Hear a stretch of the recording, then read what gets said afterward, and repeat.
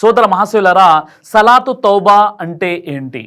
మన ద్వారా తెలిసి తెలియక ఏదైనా నీతి బాహ్యమైనటువంటి ఒక పని జరిగిపోతే అప్పుడు వెంటనే వజూ చేసుకొని 2 రకాతుల నమాజులు చదివి ఆ తర్వాత అల్లాతో క్షమించు అని కడు దీనంగా వేడుకోవడానే సలాతు తౌబా అని అంటారు. దీనికి షరియతులో అనుమతి కూడా ఉంది. అబూ దావుద్లోని హదీస్ నంబర్ 1521 హజరత్ అలీ రదియల్లాహు వారి యొక్క కథనము, అబూబకర్ సిద్దీక్ రదియల్లాహు వారు ప్రవక్త ముహమ్మద్ సల్లల్లాహు అలైహి వసల్లం వారి ఒక హదీసు నాకు వినిపించారు.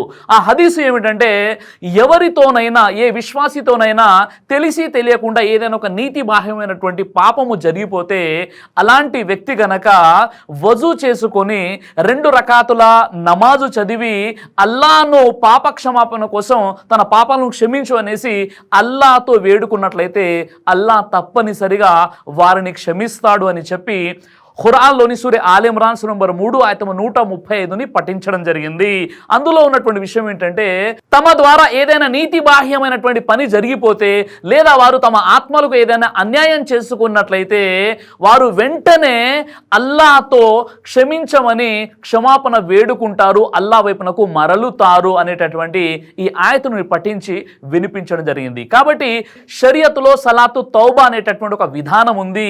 ఏ విశ్వాసి ద్వారానైనా ఏదైనా ఒక నీతి బాహ్యమైనటువంటి ఒక పాపం గనక జరిగిపోతే వెంటనే అతడు వజూ చేసేసుకొని 2 రకాతుల సలాతు తౌబా నమాజును చదివి అల్లాతో క్షమించని కడు దీనంగా వేడుకున్నట్లయితే తప్పనిసరిగా అది ఎంతటి పాపమైనా అల్లా సుబ్హానహు వ తఆలా ఇన్షాల్లా తప్పనిసరిగా అల్లా క్షమిస్తాడు.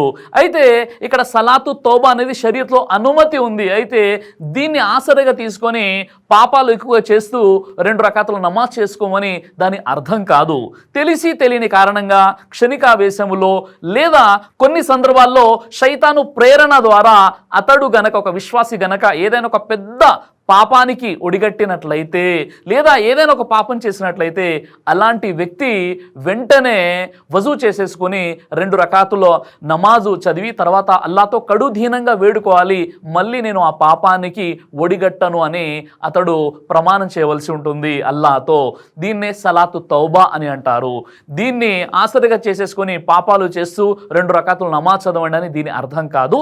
సలాతు తౌబా అనేది షరియత్లో అనుమతి ఉంది. ఎవరి ద్వారానైతే పాపాలు జరుగుతాయో వెంటనే వారు వజూ చేసేసుకొని 2 రకాతుల్లో సలాతు తౌబా నమాజ్ చేసుకునేటువంటి ఒక అనుమతి ఉంది. కాబట్టి అల్లాహ్ సుబ్హానహు వ తఆలా మనందరికీ కూడా పాపాల నుండి దూరంగా ఉండేటటువంటి సద్బుద్ధిని ప్రసాదించుగాక.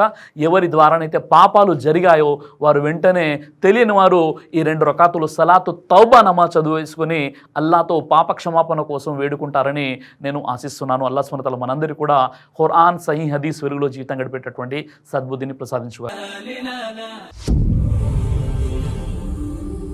బ్రదర్ సిరాజ్ అని యూట్యూబ్ ఛానల్ని మీరు సబ్స్క్రైబ్ చేసినట్లయితే ఇన్షాల్లా దేవచిత్తం అయితే మీకు వీడియోస్ వస్తుంటాయి. అదేవిధంగా బ్రదర్ సిరాజ్ అనేటటువంటి ఫేస్బుక్ని కూడా లైక్ చేయడం వల్ల మీకు వీడియోస్ వస్తుంటాయి.